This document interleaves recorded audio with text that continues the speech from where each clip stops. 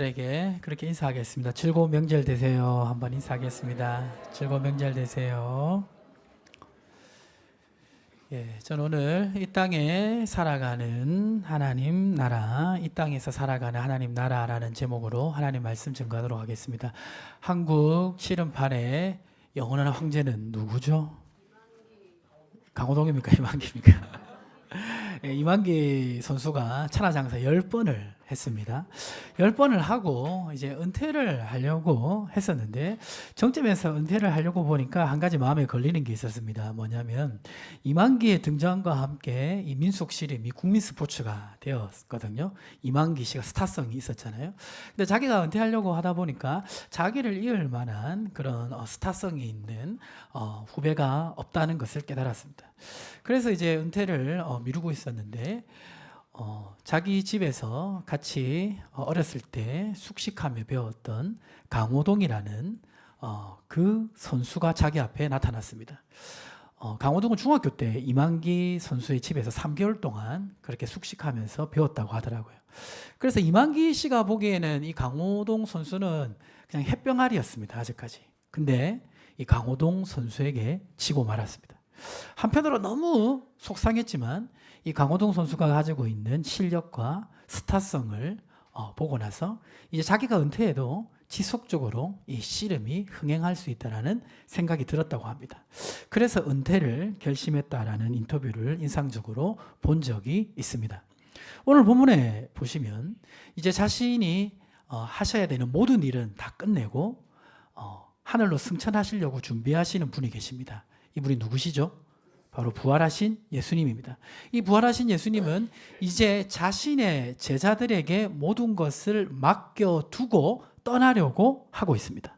오늘 말씀은 그 배경에서 나타난 말씀인데요. 부활하신 예수님은 40일 동안 제자들에게 나타나셔서 하나님 나라의 일을 말씀하셨다라고 기록하고 있습니다. 그런데 예수님이 나타나실 때는 제가 일전에도 설명드렸던 것처럼 그냥 나타나시는 것이 아니라 어떻게 나타나시죠? 짠 하고 나타나십니다.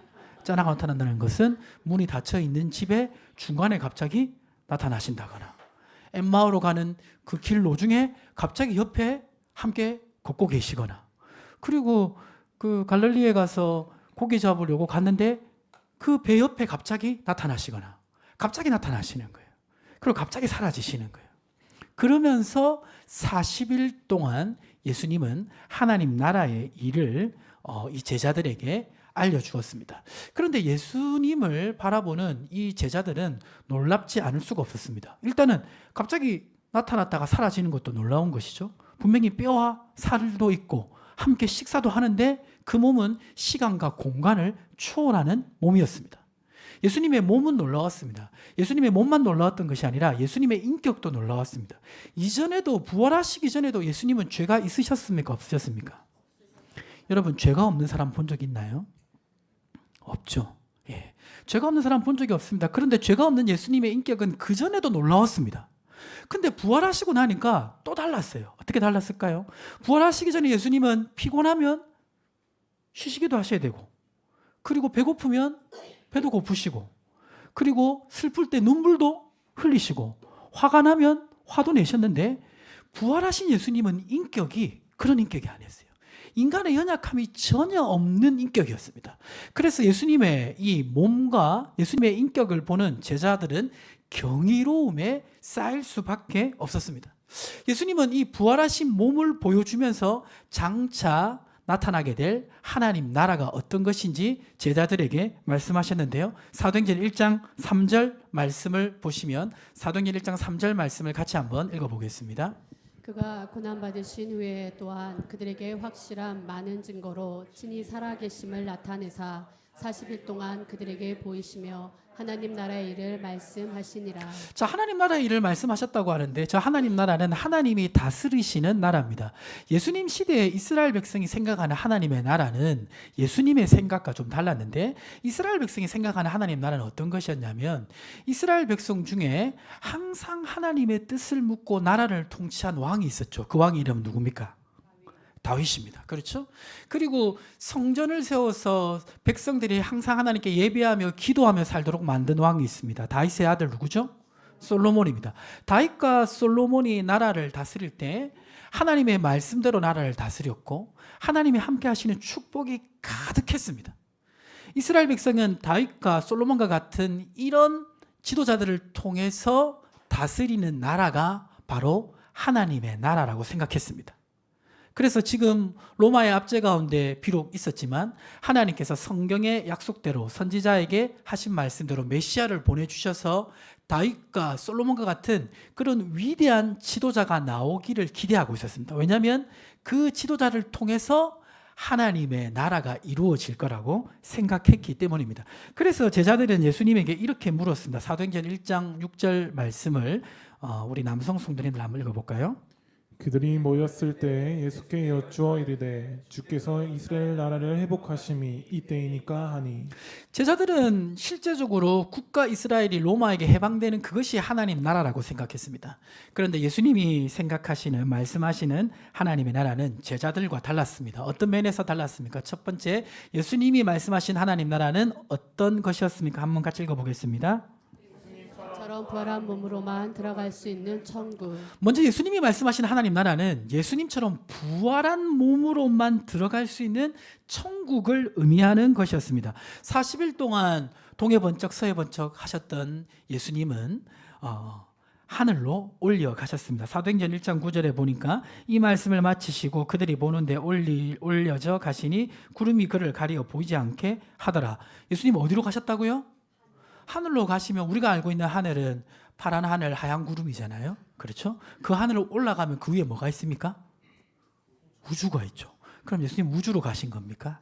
화성으로 가신 겁니까? 금성으로 가신 겁니까? 태양계 밖으로 가신 겁니까? 어디로 가신 거예요? 분명히 예수님 육체가 있으셨는데 어디로 가신 것일까요? 답은 우주 밖으로 가셨어요. 목사님, 우주 밖에 어디 있습니까? 우주 밖에 어디 있습니까? 우주가 다인데, 우주가 다인 거는 우리가 우주가 다인 것이고, 우주를 만드신 하나님은 우주 밖에 있으실 수가 있으신 것이죠. 그래서 우주 밖으로 가셨습니다. 하나님 보좌 우편으로 가셨습니다. 예수님은 올라가셨다가 다시 돌아오신다고 약속하셨는데 사도행전 1장 10절과 11절 한 절씩 교독하면 올라가실 때 제자들이 자세히 하늘을 쳐다보고 있는데 흰옷 입은 두 사람이 그들 곁에 서서 이르되 갈릴리 사람들아 어찌하여 서서 하늘을 쳐다보느냐 너희 가운데서 하늘로 올려지신 이 예수는 하늘로 가신 본 그대로 오시리라 하였느니라. 올라가신 것처럼 그대로 다시 오신다라고 말씀하고 있습니다. 그때가 어떤 때입니까? 세상이 끝날 때고 심판할 때죠. 그 때를 우리가 두 글자로 뭐라고 합니까? 예수님의 재림이라고 말합니다. 데살로니가전서 4장 16절과 17절에 보면 예수님 재림 때 어떤 일이 일어나는지 말하고 있습니다. 주께서 호령과 천사장의 소리와 하나님의 나팔 소리로 친히 하늘로부터 강림하시리니 그리스도 안에서 죽은 자들이 먼저 일어나고, 그러니까 예수님이 재림하실 때 부활하신 몸으로 오실 때 이 땅에 죽었던 성도들이 다시 어떻게 되죠? 살아납니다. 근데 다시 살아나는데 이 몸으로 살아납니까? 아니죠. 예수님이 부활하신 몸과 같은 몸으로 다시 살아납니다. 그리고 예수님이 재림할 때 살아있었던 사람들도 이 몸에서 부활한 몸으로 변화됩니다. 그래서 예수님과 항상 함께 있게 된다라고 말씀하고 있습니다. 그럼 어디서 함께 있게 되죠? 이 땅에서 함께 있게 됩니까? 아니죠. 이 땅은 심판에 이르게 되고 이 땅이 아니라 새 하늘과 새 땅에서 예수님과 함께 있게 됩니다. 그곳을 우리는 천국이라고 합니다. 자, 이것을 제가 좀 설명을 좀 드리고 싶은데 이렇게 먼저 좀 설명을 해보겠습니다. 부활한 몸과 부활 전의 몸의 차이는 어떻습니까? 부활하기 전의 몸은 우리 웅보명제가 한번 읽어주세요. 부활하기 전의 몸은 죄로 말미암아 죽은 몸, 사망이 있고 병에도 걸리고 약해지기도 하고 또 죄의 지배를 받는 몸. 바로 우리 몸이죠. 병들기도 하고 약해지기도 하고 나이가 들면 옛날에 너무 예뻤는데 지금은 주름살도 생기고, 그렇죠? 얼굴이 조금씩 변해질 수밖에 없는 그런 몸을 우리는 가지고 있습니다. 그리고 죄를 안 짓고 싶어도 죄를 지을 수밖에 없는 그런 몸을 가지고 있습니다. 지금 피부를 당기시는 분이 계신데 어쩔 수가 없습니다. 세월이 지나면 피부가 이렇게 될 수밖에 없는 것이 이 몸이에요. 자, 그러면 부활한 몸은 어떻습니까? 부활한 몸 우리 김효진 집사님이 한번 읽어주세요. 부활한 후에 몸은 죽지도 않고 병들지도 않고 약해지지도 않고 시간과 공간을 초월하며 죄에 대해서도 자유한 몸. 부활한 몸은 죽지도 않고 약해지지도 않고 병들지도 않고 늙지도 않고 시간과 공간을 초월하고 중요한 것은 죄에 대해서 자유한 몸이 되는 것입니다. 어떻게 그런 일이 있을 수 있습니까? 목사님, 그거는 판타지 소설이 아닙니까? 라고 생각할 수가 있는데 성경에서 말한 이 놀라운 진리를 하나님은 우리로 깨닫게 하시기 위해 자연계에도 이러한 신비를 보여주셨습니다. 여러분, 계란 아시죠? 계란이 어떻게 됩니까? 계속 놔두면 계란 후라이가 됩니까? 삐약이가 되는 거잖아요. 병아리가 되잖아요. 계란이 병아리가 되는 건 놀라운 변화입니다. 그렇지 않습니까? 번데기를 보면 제한된 곳에 꽁꽁 묶여있고 굉장히 흉측스럽지 않습니까? 근데 그 번데기가 뭐가 되죠? 아름다운 나비가 되는 거. 너무나 자연스럽게 보이는 것이지만 사실 이것과 이거는 도저히 연결될 수 없는 변화입니다. 마찬가지로 부활도 그렇습니다. 이 몸에서 예수님의 몸으로 부활된다라고 성경에는 말씀하고 있습니다. 그러면 우리가 이 몸에서 예수님 몸으로 부활되는 것처럼 이 땅도 심판 후에 사라지만 천국은 이 땅과 비교될 수 없는 새로운 곳으로 우리에게 나타난다는 것입니다. 그래서 천국과 이 땅을 제가 한번 비교해 봤는데, 자, 이 땅은 우리 웅보명제가 한번 읽어주세요. 이 땅은 죄의 저주로 기근과 태풍과 지진과 환경오염이 있고 부족한 자원을 가지고 서로 싸우고 빼앗는 곳, 전쟁과 불평등이 있고 세상의 권력자가 다스리는 곳. 예, 천국은 우리 김우진 지사님 읽어주세요. 천국인 새 하늘과 새 땅은 이 땅의 어떤 하늘보다 아름다운 하늘과 풀과 꽃과 나무가 있는 곳이고 자연재해와 같은 죄의 저주가 없는 곳, 죄가 완전히 소멸되고 하나님이 다스리는 곳, 폭력과 억압과 불평등이 없고 하나님의 완전한 지혜와 축복을 경험하는 곳. 이 몸에서 부활한 몸이 되는 것처럼 이 땅이 사라지고 새 하늘과 새 땅으로 대변되어지는 하나님의 완전한 축복이 임하는 천국이 도래하는 것입니다. 아멘이십니까? 그래서 계시록 21장 3절과 5절 말씀에 보시면 내가 들으니 보좌에서 큰 음성이 나서 이르되 보라 하나님의 장막이 사람들과 함께 있으며 하나님이 그들과 함께 계시리니 그들은 하나님의 백성이 되고 하나님은 친히 그들과 함께 계셔서 같이 읽을까요? 모든 눈물을 그 눈에서 닦아주시니 다시는 사망이 없고 애통하는 것이나 국하는 것이나 아픈 것이 다시 있지 아니하리니 처음 것들이 다 지나갔음이라. 어떻게 이런 일이 있을 수 있습니까? 5절에 보니까 보좌에 앉으시니 이가 이르시되 보라 내가 만물을 새롭게 하노라. 몸도 부활시키시고 세상도 천국에 오게 하심으로 바꾸신다라고 말씀하고 있는 것입니다. 이 곳이 바로 예수님이 말씀하시는 하나님 나라입니다. 이 하나님 나라, 하나님의 완전한 지혜와 축복이 실현되는 곳입니다. 여러분이 무엇을 상상하든 그보다 더 놀랍고 신비한 것을 그 땅에서 보게 될 것입니다. 우리 성도님들 중에 이미 연세가 50이 넘으신 분들이 있죠.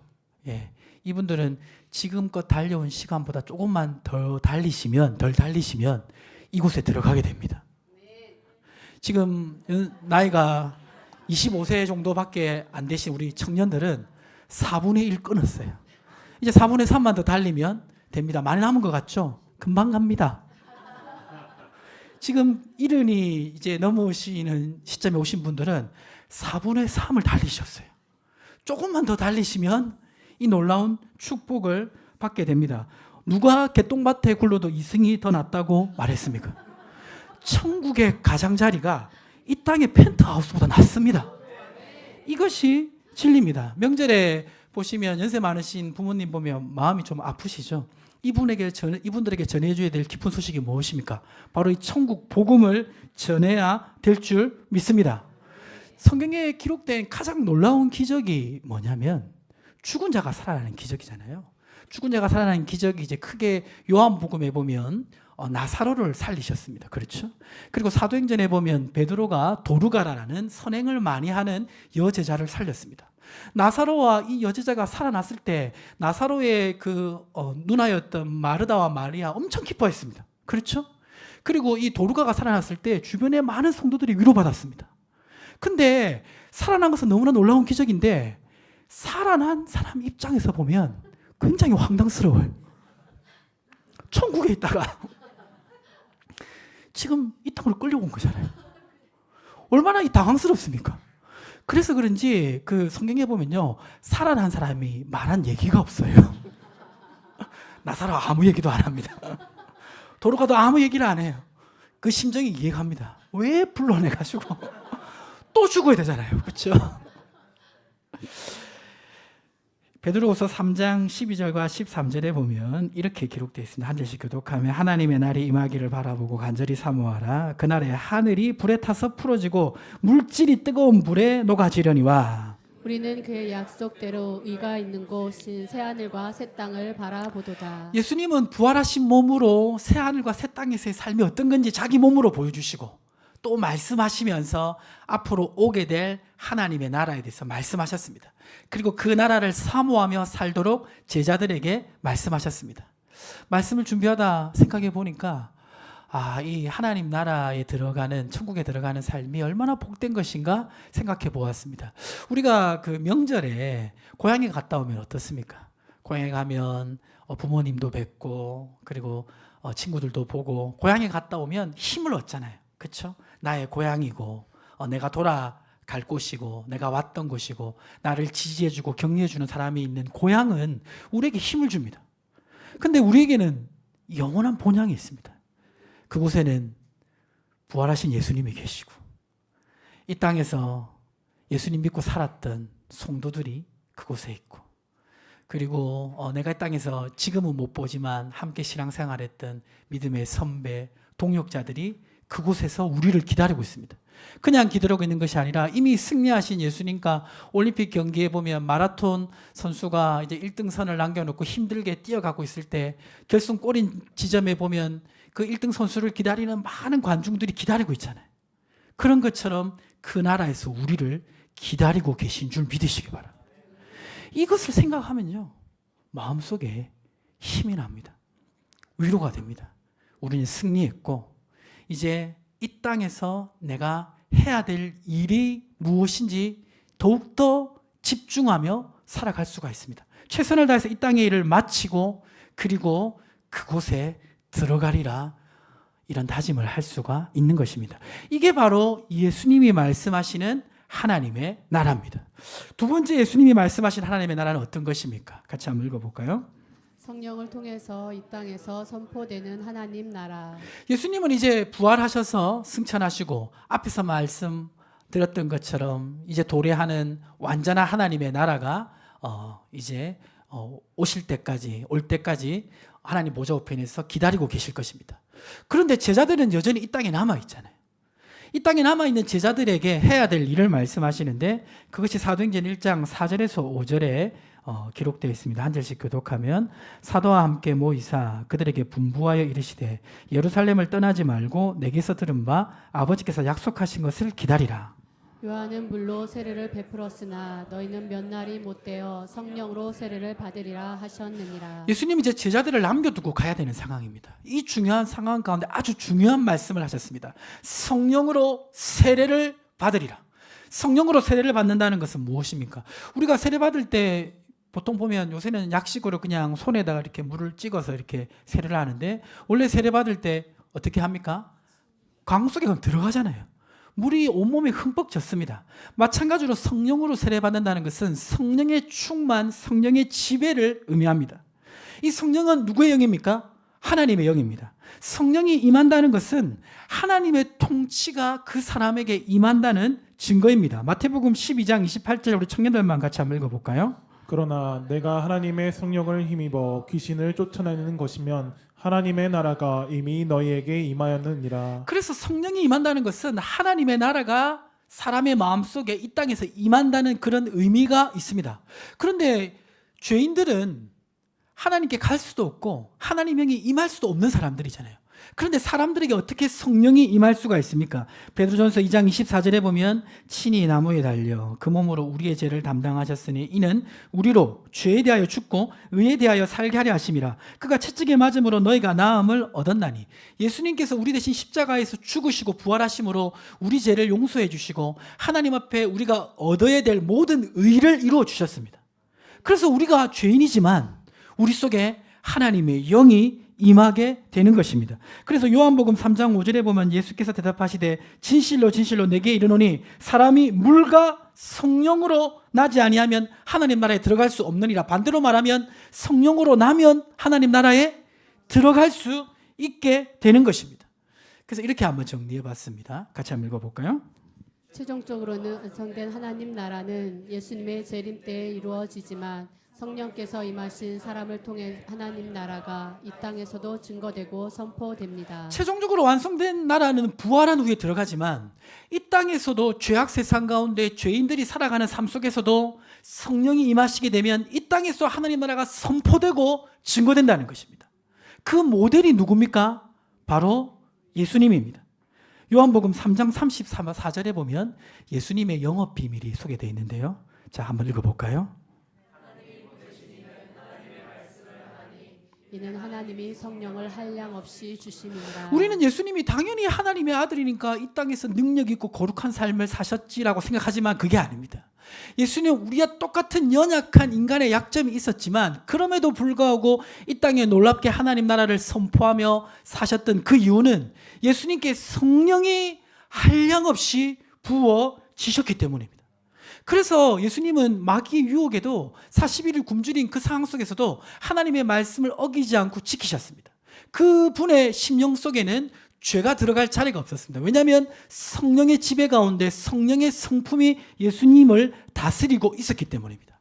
이 땅에 살아가는 사람들은 갈라디아서 5장 19절과 21절에 보면 죄의 열매를 맺으며 살아갑니다. 한 절씩 교독하면 육체의 일은 분명하니 곧 음행과 더러운 것과 호색과 우상 숭배와 주술과 원수 맺는 것과 분쟁과 시기와 분냄과 당짓는 것과 분열함과 이단과 투기와 술 취함과 방탕함과 그와 같은 것이라. 이게 바로 죄의 열매죠. 이런 죄의 열매를 맺고 사람들은 당연히 살아갑니다. 그것이 이 세상입니다. 그것이 사람들이 살아가는 삶의 모습입니다. 그러나 성령이 임하신 예수님은 어떤 삶을 사셨습니까? 갈라디아서 5장 22절 23절에 보니까 오직 성령의 열매는 사랑과 희락과 화평과 오래 참음과 자비와 양성과 충성과 온유와 절제니 이 같은 것을 금지할 법이 없느니라. 죄악 세상 속에서 죄인들과 함께 살아가고 마귀의 유혹이 있지만 예수님의 내면에는 하나님의 나라가 임한 것입니다. 성령의 열매가 지속적으로 맺히는 삶을 사신 것입니다. 성령이 임한 자에게 이렇게 하나님의 나라가 선포되고 증거됩니다. 이뿐만 아니라 예수님이 사역하시는 삶의 자리에 나타난 것이 있는데 그것이 뭐냐면 사도행전 10장 38절인데 우리 웅범행자 읽어주세요. 하나님이 나사렛 예수에게 성령과 능력을 기름 붓듯 하셨음에 그가 두루 다니시며 선한 일을 행하시고 마귀에게 눌린 모든 사람을 고치셨으니 이는 하나님이 함께 하셨습니다. 성령의 충만을 가지신 예수님 주변에는 치료와 회복의 역사가 계속해서 나타났습니다. 이 몸과 마음의 병든 사람들이 예수님께만 다가오면 예수님의 능력으로 치료되는 역사가 나타났습니다. 아까 부활의 몸을 가지고 살아가는 그 영원한 하나님 나라에는 질병도 없고 아픔도 없다라고 말씀드렸습니다. 그 영원한 하나님의 나라를 증거하시기 위해 예수님이 사역하시는 그 사역 현장에도 치료와 회복이 선포되면서 하나님의 나라가 임한 것입니다. 그리고 예수님의 삶에는 또 어떤 하나님 나라가 선포되었습니까? 마태복음 6장 31절에서 33절을 한 절씩 교독하면 그러므로 염려하여 이르기를 무엇을 먹을까 무엇을 마실까 무엇을 입을까 하지 말라. 이는 다 이방인들이 구하는 것이라 너희 하늘 아버지께서 이 모든 것이 너희에게 있어야 할 줄을 아시느니라. 같이 있습니다. 그런즉 너희는 먼저 그의 나라와 그의 의를 구하라. 그리하면 이 모든 것을 너희에게 더하시리라. 먹고 사는 문제, 경제의 어려움은 이 땅에 살아가는 모든 사람들이 짊어지고 가야 될 짐입니다. 그러나 하나님 앞에 모든 필요를 맡기고 하나님 나라를 구하며 살아가는 예수님의 삶에는 모든 필요를 채우시는 하나님의 손길이 나타났습니다. 보리떡 5개와 물고기 2마리 밖에 없는 상황 속에서도 5,000명을 먹이실 수 있도록 하나님은 역사하셨습니다. 예수님은 먼저 하나님 나라를 구하며 살아갈 때 모든 필요를 채우시는 하나님 아버지의 손길을 보여주심으로 무엇을 선포하셨습니까? 하나님 나라를 선포하신 것입니다. 또 예수님이 선포하신 하나님 나라는 어떤 것입니까? 요한복음 13장 4절과 5절 말씀해 보면 저녁 잡수시던 자리에서 일어나 겉옷을 벗고 수건을 가져다가 허리에 두르시고 이에 대하여 물을 떠서 제자들의 발을 씻기시고, 예수님이 십자가를 앞두고 제자들의 발을 씻기셨습니다. 당시 발은 오늘날처럼 발이 깨끗하지 않았습니다. 오늘 양말도 신고 그렇잖아요. 그러나 그때는 이 샌들을 신고 다니는 그 모래가 많고 그런 환경 속에 있었던 사람들은 발이 굉장히 더러웠습니다. 그래서 그 발은 종들이 씻어주는 것이 발이었습니다. 그런데 예수님은 친히 이 발을 씻어주셨습니다. 이 발을 씻긴다는 것은 무엇을 의미하냐면 이 더러운 발은 죄를 의미합니다. 죄짓고 연약한 이 제자들의 발을 씻긴다는 것은 죄와 연약함으로 쌓여있는 이 사람을 사랑으로 섬기시는 것을 의미합니다. 요한복음 13장 1절에 보면 예수님이 제자들을 사랑하시되 어떻게 사랑했다고 되어 있습니까? 끝까지 사랑했다. 우리의 사랑은 무엇입니까? 우리의 사랑은 기브 앤 테이크잖아요. 그렇죠? 기브 앤 테이크. 기브 앤 테이크가 우리의 사랑이고, 때론 내가 조금 덜 받아도 조금 더 많이 주는 이 정도 사랑은 우리가 할 수 있지만 예수님은 끝까지 제자들을 사랑하십니다. 어떻게 사랑하실 수 있습니까? 로마서 5장 5절에 보니까 소망이 우리를 부끄럽게 하지 아니함은 우리에게 주신 성령으로 말미암아 무엇이 부어졌다? 하나님의 사랑이 부어졌다. 성령으로 한량없이 충만함을 받으신 예수님에게는 하나님의 아버지의 사랑이 가득했기 때문에 더럽고 연약한 제자들을 끝까지 사랑할 수 있었던 것입니다. 이것을 통해서 주님이 선포하고자 하신 것은 뭐냐면 이렇게 정리해 보았습니다. 성령이 한량없이 부어지신 예수님의 삶에 나타난 조건 없는 사랑은 죄인들이 가득한 세상에서 앞으로 오게 될 천국에서의 성도들의 삶을 미리 보여주는 것입니다. 사랑과 섬김으로 가득한 하나님의 나라를 죄악 세상에서 선포하신 사건인 것입니다. 자, 지금 예수님은 우리가 생각할 때는 하나님의 아들이니까 당연히 그러한 삶을 살았겠지라고 생각하지만 그게 아닙니다. 예수님의 놀라운 사역의 비밀은 바로 성령을 통해서 예수님도 이 땅에 하나님의 나라를 선포한 것입니다. 그래서 이걸 이렇게 정리해 봤는데 우리 운동영재 한번 읽어주세요. 성령의 지배를 받은 예수님은 자신의 인격을 통해 몸과 마음의 병의 치료를 통해 모든 필요를 맡기고 공급받는 삶을 통해 조건 없는 사랑을 통해 앞으로 도래할 하나님 나라의 삶을 미리 보여주셨습니다. 바로 성령의 지배를 받는 예수님은 이러한 삶을 보여주셨고, 이제 예수님은 부활하시고 모든 일을 완수하시고 떠나시려고 합니다. 그러면 앞으로 예수님이 하셨던 이 일을 누가 해야 됩니까? 제자들이 해야 되죠. 그렇기 때문에 사도행전 1장 4절과 5절을 다시 보시면 사도와 함께 모이사 그들에게 분부하여 이르시되 예루살렘을 떠나지 말고 내게서 들은 바 아버지께서 약속하신 것을 기다리라. 5절 같이 읽어볼까요? 요한은 물로 세례를 베풀었으나 너희는 몇 날이 못되어 성령으로 세례를 받으리라. 이 말씀을 하시는 이유가 뭡니까? 이제 너희가 하나님 나라를 선포해야 된다라고 얘기하는 것입니다. 앞으로 장차 올 하나님 나라는 완성됐고 그 하나님 나라를 증거하기 위해서는 죄악 세상 가운데 성령의 충만함으로 하나님의 나라를 선포해야 된다라고 얘기하고 계신 것입니다. 그러면 정리해보면 예수님이 말씀하신 하나님의 나라는 예수님처럼 부활한 몸으로만 들어갈 수 있는 하나님 나라고, 그리고 성령을 통해서 이 땅에서 선포되는 하나님의 나라입니다. 자, 근데 여기서 우리가 한 가지 중요한 질문을 하게 됩니다. 어떤 질문입니까? 예수님처럼 제자들이 하나님 나라를 선포할 수 있을까? 있을까요? 쉽지 않지 않겠습니까? 그 제자들은 우리도 포함되는 거잖아요. 우리가 하나님 나라를 예수님처럼 선포할 수 있습니까? 쉽지 않습니다.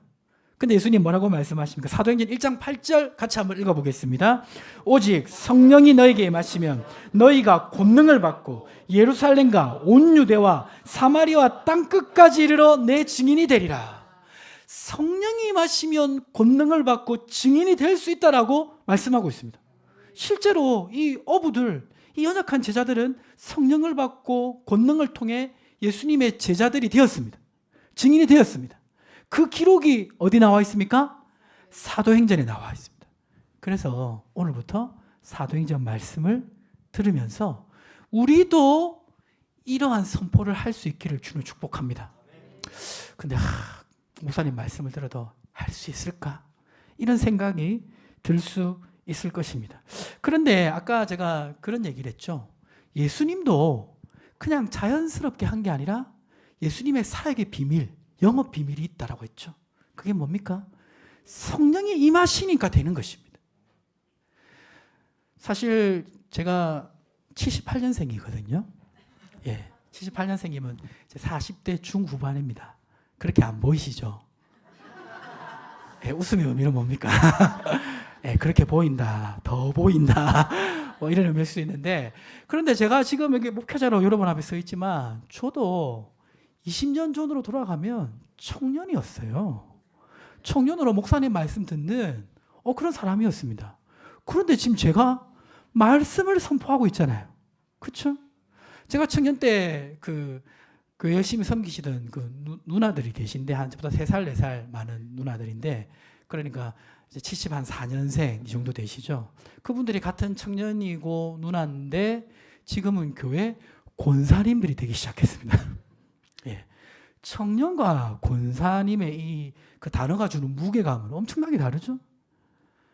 안 될 것 같아도 그 자리에서 감당합니다. 하나님이 말씀하신 그 비밀을 알면 할 수 있습니다. 저는 개인적으로 이 설교에 대해서 누구에게 배웠습니다. 누구에게 배운 줄 아십니까? 예, 저는 빌리 그레함 목사님한테 배웠습니다.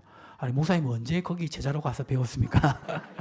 그게 아니고 빌리 그레함 목사님 보면 설교가 좀 딱딱해요. 아시는지 모르겠는데. 그런데 수많은 사람들이 결신합니다.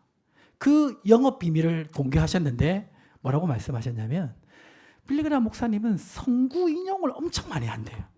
하시는 이유가 뭐냐면 자기가 다른 얘기 많이 하는 것보다 하나님 말씀을 들려주는 것이 훨씬 영적으로 유익하다는 것입니다.